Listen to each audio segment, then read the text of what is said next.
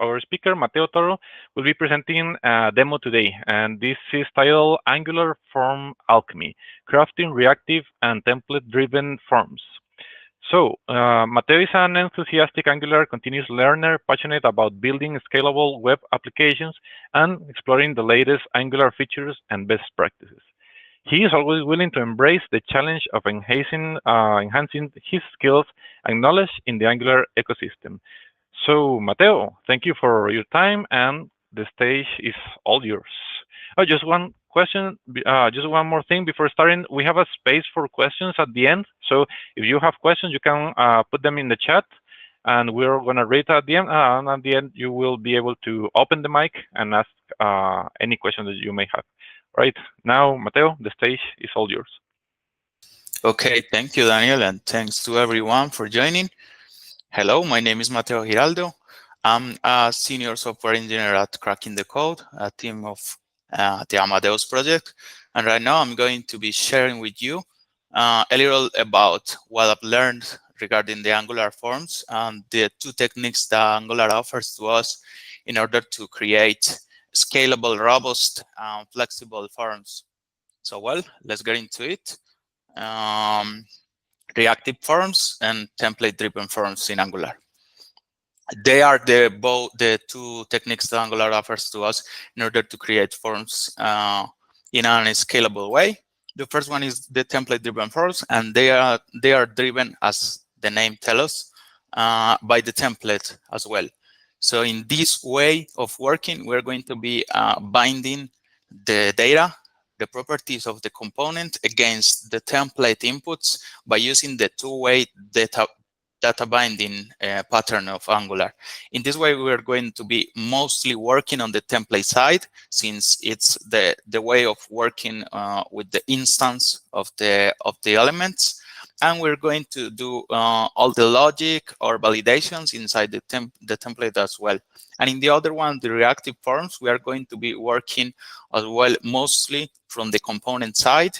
And that's why reactive forms are also called component-driven forms or model-driven forms.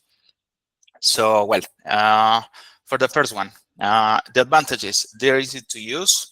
They are so simple, declarative. We just have to create the form in the template, pass a little properties, and after that, just create the bind of them against the component properties. And by using the two-way data binding, that we are going to be achieving that pattern by using the ng model directive of Angular. Well, the pros, as I told you, the simplicity, less code. We don't have to do a lot of complex logic inside the component as well. And the cons is that it's a technique that offers a little less limited control over the forms, but it's a good tool in order to create forms that offers to us kind of the basics features that we need in order to build the forms. Scaling issues. When you want to scale your form, it's kind of difficult to make or instance some of the elements of the template in order to maybe create a validation or implement a business role. So in that case, it's better to use the other one that we're going to be working on later. Well, I have right here a little example, but I prefer to work with the code as well. So we're going to be coding a little. I'll pass a little quickly throughout the first one, the template-driven forms, as I guess, and I want to share with you a little more regarding the reactive forms as well. So, well, let's get into it. I have right here, as you can see, a raw form. It doesn't have a lot of complex things. The project is running right now, and as you can see right here, there is a form. Well, so let's get into it. The first thing that we have to work with the template-driven forms is to import a module right here in the app module called the forms module as well. with that imported, we can now use all the directives that Angular offers to us. So the first one is to say to the form that we are going to be using the ng form directive in order to bind the template against the component.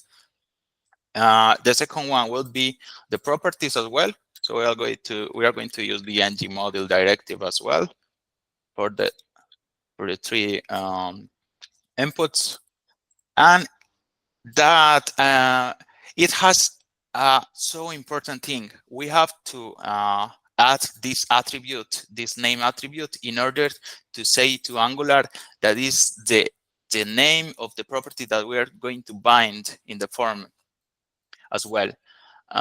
Well, being that said, when we are going maybe to submit the form against a microservice or whatever, it's going to use the event handler call it and submit, as you can see right here. But so, well, I have to get the instance of that form. So I'll say something like, well, there are two ways of achieve it. The first one is to create a local reference by using this hash and say something like, well, this is a sign in form, and it will be an instance of the ng form directive. I can remove it right now. And I can pass this local reference throughout the event handler as well. I'm going to receive it right here. The sign in form as an ng form instance. And right here, I'm going to maybe console what is going to be sent to the service, sign in form value. I'll say this sign in form the value.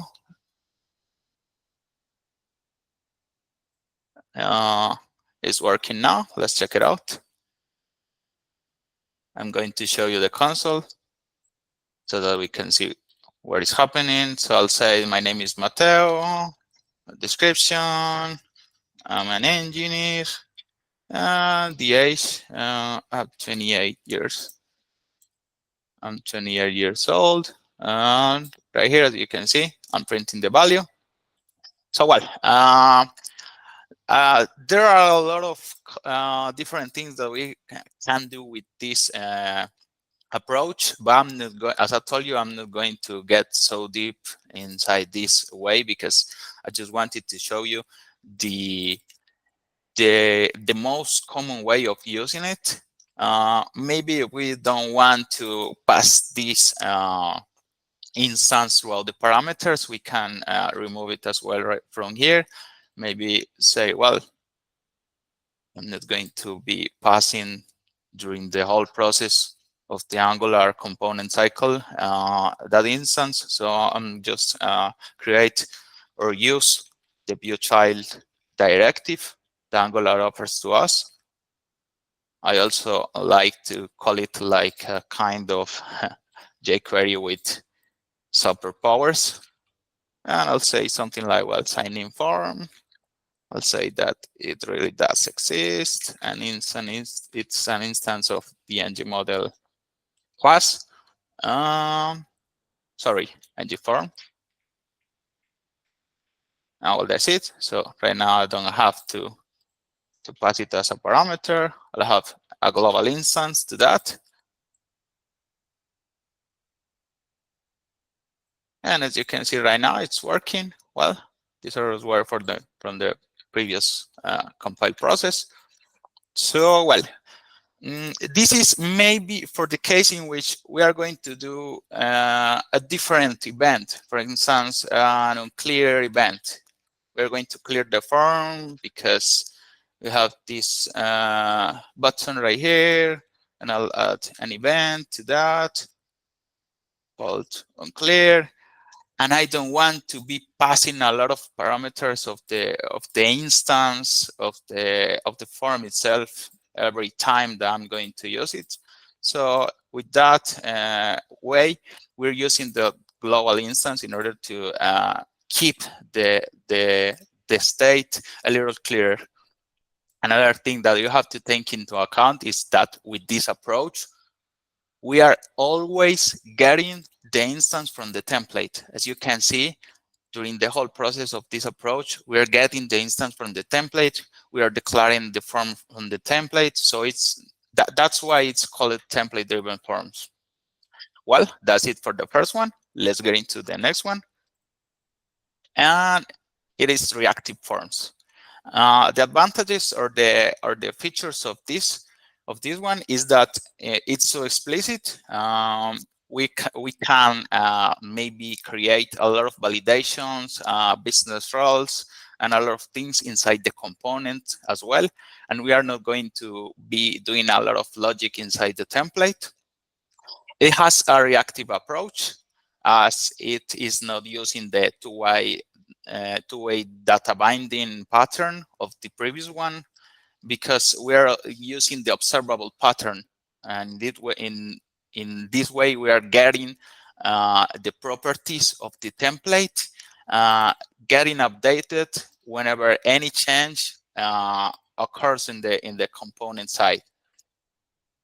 So, well, the process, the high control, the scalability, as I told you, we have a very high flexibility with this approach. And the cons, the complexity and the learning curve, because it has a bunch of tools that Angular offers to us in order to achieve a lot of different things. Well, right here I have an example, but let's get into the code again. And right here I have the other one. Well, we're having a little issue. Let's check it out. Oh, no, it's fixed. Sorry. Well, right here I have the reactive form as well. It's another one form. It's a row form. We don't have anything right here. And in order to use this approach, we have to import another module in that module called Reactive Forms module. That being said, we can use it. And right here, we are going to be using 3 different main APIs that Angular offers to us, that module to be more specific, in order to create the forms and work with them. The first one is the form group as well, and it's kind of the representation of the form. The other one is the form control, and it represents each single input of the form that we are going to be using or sending throughout the data. And the last one is the form builder. And think about it as a kind of a factory that we are going to be using in order to create our forms or controls and so on. So, well, that being said, I'll declare this form group as a property, and I'll say, well, this is going to be my sign-in form again. It is telling me that it really doesn't exist. So I'll create right here ng sign in form as well. It's going to be an instance of an ng form, a form group. And I'll create it as a new form group. Let's import it. Form group. What is happening?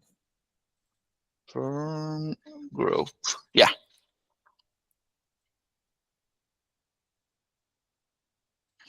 I have to use this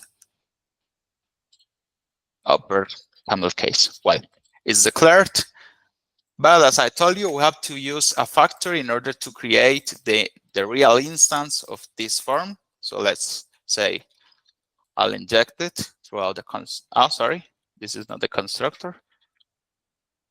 I'll create a constructor right here in order to inject the factory. So I'll say private form builder, and it's going to be a form builder instance. Let's import it, and well, it's injected right now. And right here we can now pass the instance or create the instance of that sign-in form as well. I'll be using the factory, and I'll use the group method in order to create that group. As I told you, with this factory, we can do a lot of things. As you can see right here, we have an array of controls, a control itself, a record, a lot of tools. Well, go to the group, and I'll pass the properties, the parameters as well. And right here inside the group, I'll pass all the controls. So you have to understand the controls as each of the inputs that we're going to be managing right here in the template. So, well, there are 3 controls right now, called name, description, and age. And an important thing that we have to take into account is that we have to declare the class as a form. We have to pass a property, an attribute called control form control name, form control name, in order to tell Angular that is going to be the name of this control and map it against the form group that we have already created. So I have it, it's description. The other one is the age. And right here, I have to create it because Angular is telling me that they don't exist. So, well, the first one is the name. I'll say this name will be a control that will receive as the first parameter of this array. The first value will be the default value of the input. So I'll say I really need an empty value. So I'll pass a null value right here. And after that, it starts the magic. Right now, we have the capability of using all the tools that this approach offers to us. And the first one, and the most important, I guess so, is the validators. With that being said, we can create validations right here or pass the pre-created. So I'll pass another one, description, the other control. We'll start as an empty string. I'll pass maybe more validators. So I'll pass another array inside the previous one. So let's say validators dot required. It's going to be required. And I'll say something like, well, I need this description to be at least, I don't know, 5-character string. And the third one will be the age. I'll pass it as well, the least age in order to sign in inside this application should be 18. And I'll say that the validators would be maybe a validator dot required. It's required. It's a required field. And the other one would be the mean value that we need for this control to be. So, well, it's created. Let's see how it's working now. It's passed to the reactive form. It's working as well. As you can see, it has passed the 18 value as the default value. But, well, we have to do a lot of things right here. So the first thing that I'm going to do is to manage the submit button in order to say, well, I'm going to disable this button if the form as well disabled, the form as well, this one is invalid.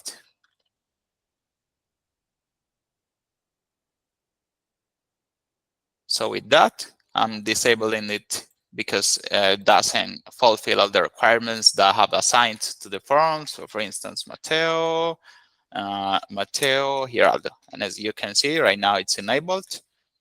Well, let's get a little deeper. As I told you, there is another one API that we can use in order to achieve more flexible things, and that's the form array.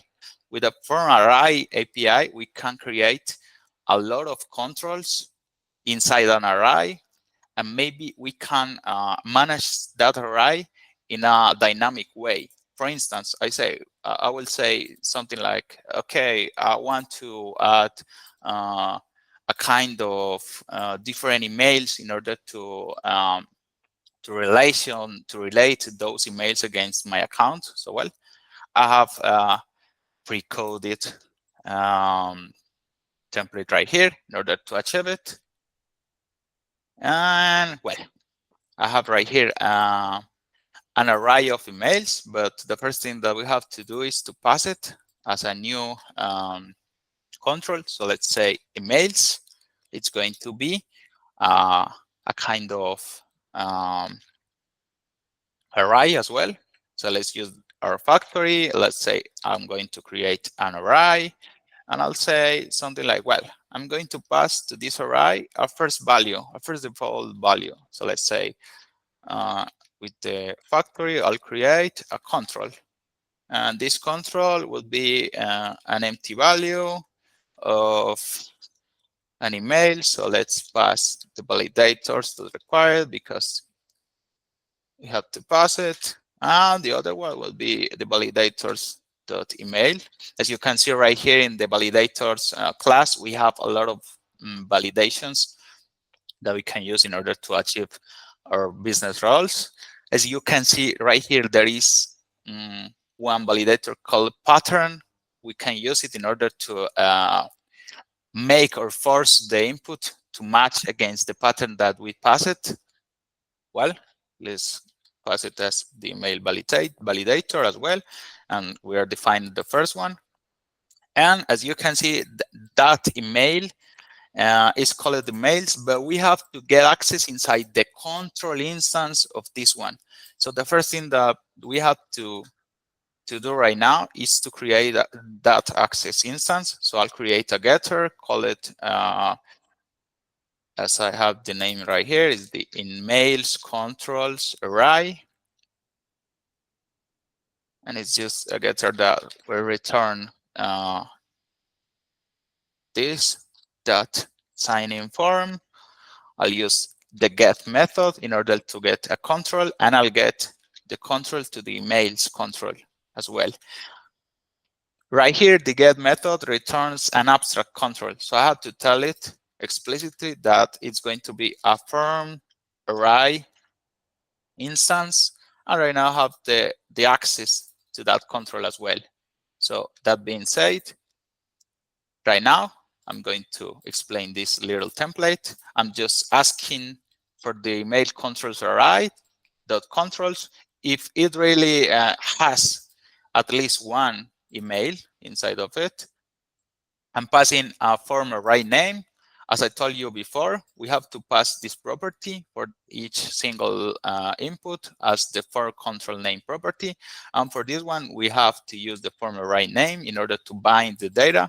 And after that, just iterating the array dot controls array, creating an index, and maybe using that index in order to create the form control name of each email as well. And maybe doing right here a placeholder. Well, I have right here another button in order to remove the emails, because if we, as I told you, we have the capability of add more inputs or remove them.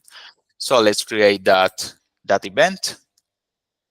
And right here, I'm going to do it. Let's say remove email. I'll receive an index of that. And I'll say, as I told you, I have the current access to the instance of the controls array. So I'll get access into that, and I'll say that I need to remove the email as well. And it's telling me that I need to pass the type. So well, it's number as well. And I'll create another one in order to create emails. So let's create other button in order to achieve it.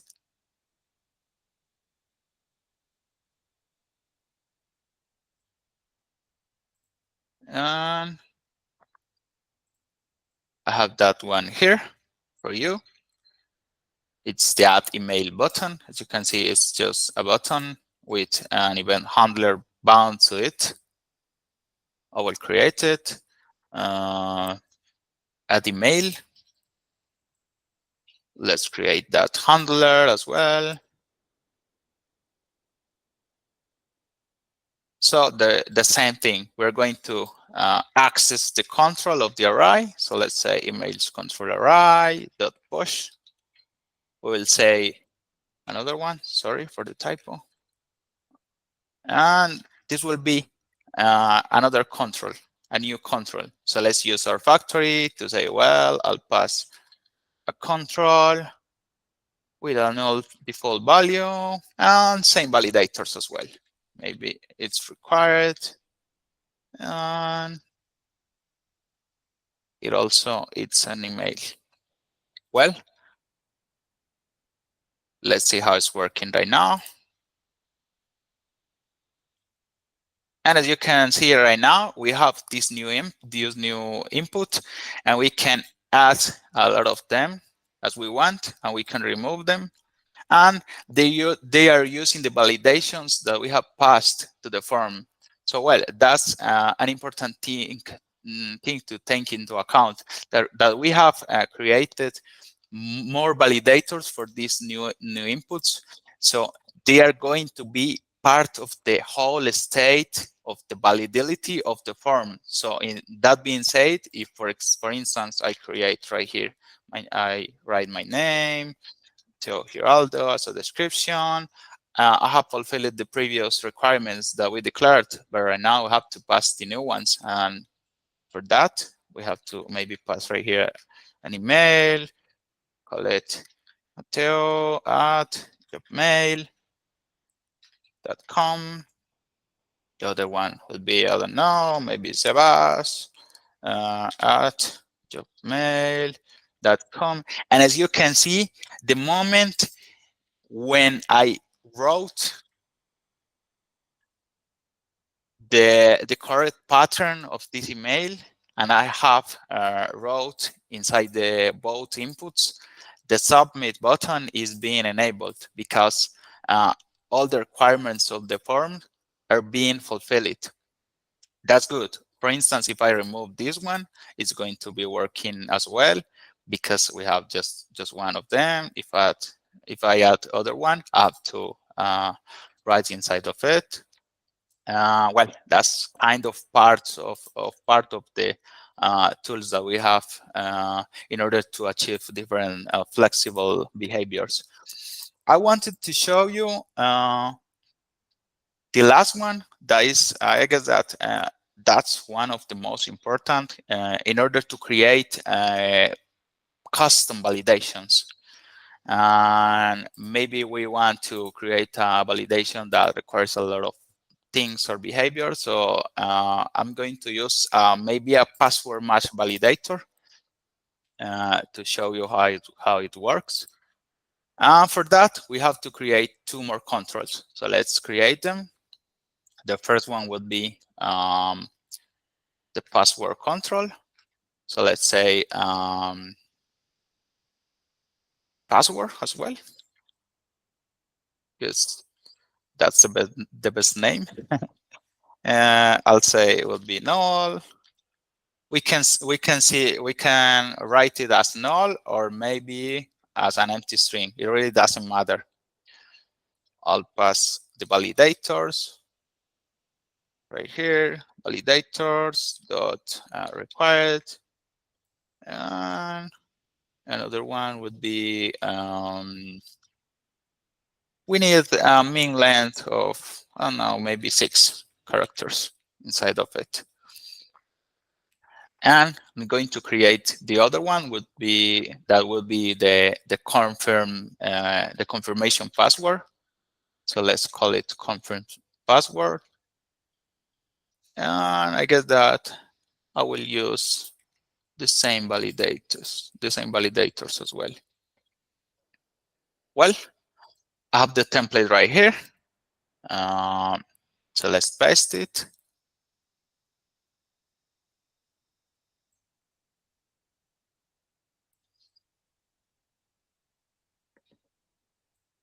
Could be right here. And as you can see, right now I have passed both inputs for the password and the confirmation password as well. And as you can see right here, it's accessing a password control. So as I told you with the emails array, we have to create the control access. So let's do the same as I did here. I'll replicate this one as password control. I guess that's the name. Yeah, password control. And it will, sorry, here, will be accessing the sign-in form, will get the password control, and it won't be a form array. So I will say explicitly to use a form control instance as well. And same for the password, confirmation password control. I guess that this is the name that I declared right here. Yeah. And it is going to use the last one, control. Good. We have access to the controls in real time now. So well, let's explain a little about this template. We're saying, well, we have this form control name, password, and confirm password as well. Is of type password, and I'm going to be rendering a lot of message validations in order to tell to the user that he has to do something in order to achieve the form submission.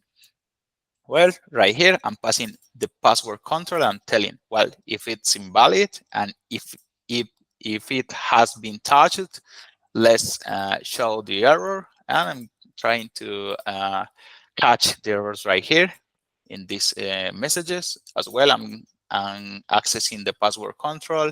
I'm invoking this has error method in order to get the kind of error that is happening right now, to tell, well, the password is required, the password must be at least 6 characters, and so on.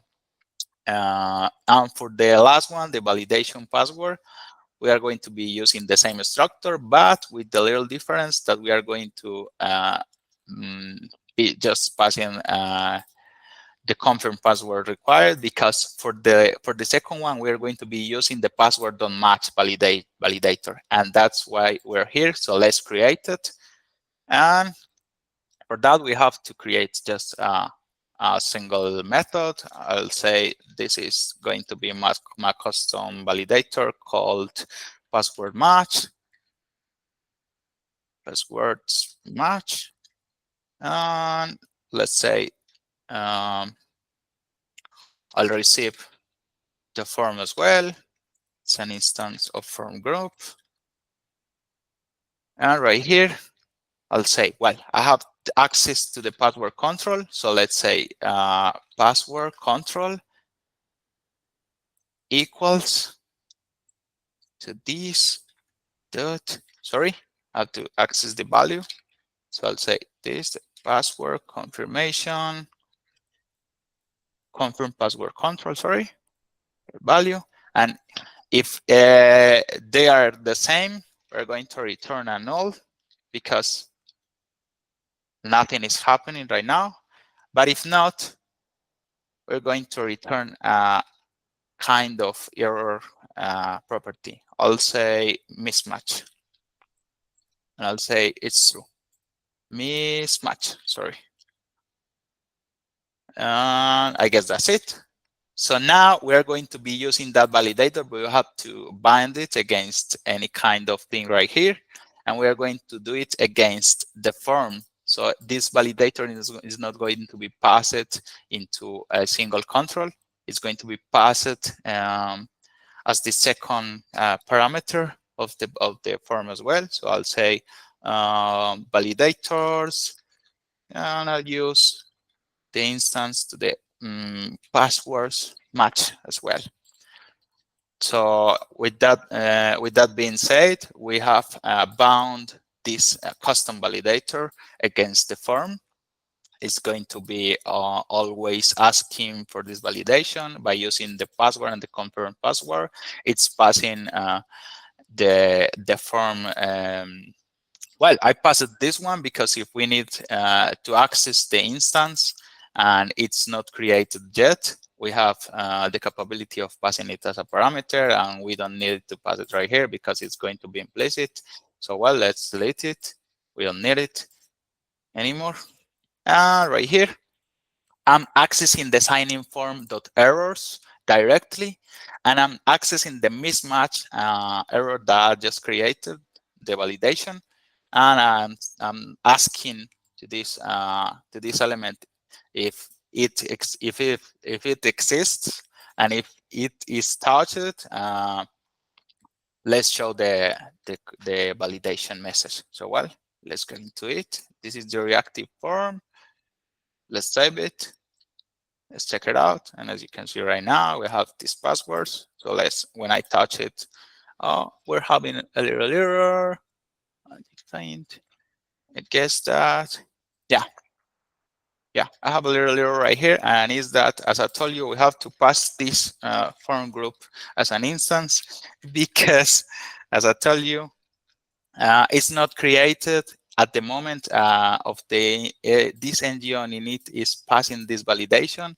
So we have to pass it right here, and we have to access the control as a const variable. Call it pass control. I'll reuse this one. The pass control is this one. Yeah.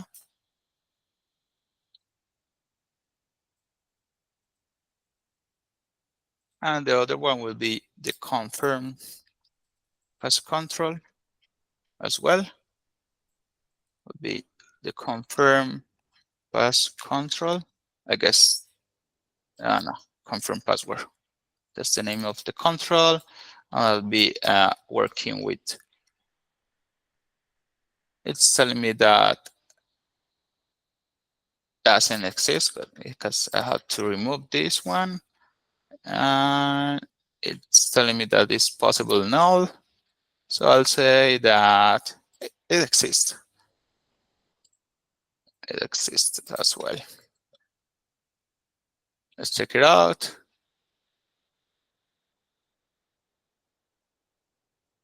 Well, the file, okay, I'm having a little issue right here inside of the pass control as well. The sign is telling me that it doesn't exist. And let's check how. Oh, sorry. It's because I'm accessing this sign-in form instance as well. So I have to pass this one that I have passed throughout the method. Sorry. Yeah, it's working now. Everything is good. Thanks God. Well, right now we have access to this input, and as you can see, it's printing the validation as well. So I'll say, well, and this is going to be my password. And right here, I have to pass the other one. So I'll say something like, well, if I go here, I'll use the password confirmation as well. Let's check it out. This validation message is conference password, has error required, conference password, mismatch, sign-in form errors, mismatch, conference password control has been touched. Well,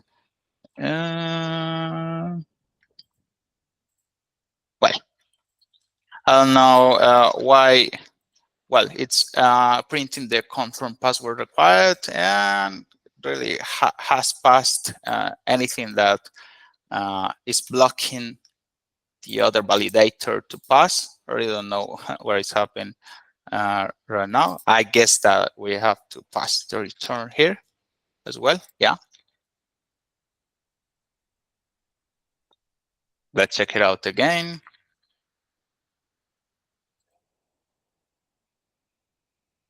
Yeah. Yeah. And as you can see, that was the error. Confirm password is required, and they don't match. So I'll say, and now they match. As you can see, it's keeping the whole validity state of the form. I'll say Mateo's description, and I have to pass the email right here. And as you can see right now, it's enabled to be sent. And well, that's it for this part. Well, as you could see, there are a lot of advantages and flexibility tools and flexibility that we can take advantage of this approach of the Angular forms creation. And with that being said, let's read a little conclusion regarding this. Is that with template-driven forms, we have to think it about a kind of Swiss Army knife that we use in order to create in a fast way all the forms that we need. And the other one is a more flexible tool that we can relate maybe against a high-tech toolkit that we can use in order to achieve a lot of flexible behaviors. That's it. I'm going to pass you a little link regarding a better explanation of all of this. They offer a lot of things right now. Well, that's it. If you have any question, I guess that I spent the whole time. Sorry for that, but it's because we had some errors. Yeah, guys. All right. We do have one more minute, maybe a couple minutes for one or two questions. So you can ask your questions in the chat box, or you can raise your hand, and you can open your mic and ask your questions. Any questions, guys? No. Crystal clear then. Mateo, you did a great work, great job with this presentation. Thank you very much. So, if there are no questions, then well, thank you again, Gapster, for your time, and thank you, Mateo, for the valuable insights that you share with us today.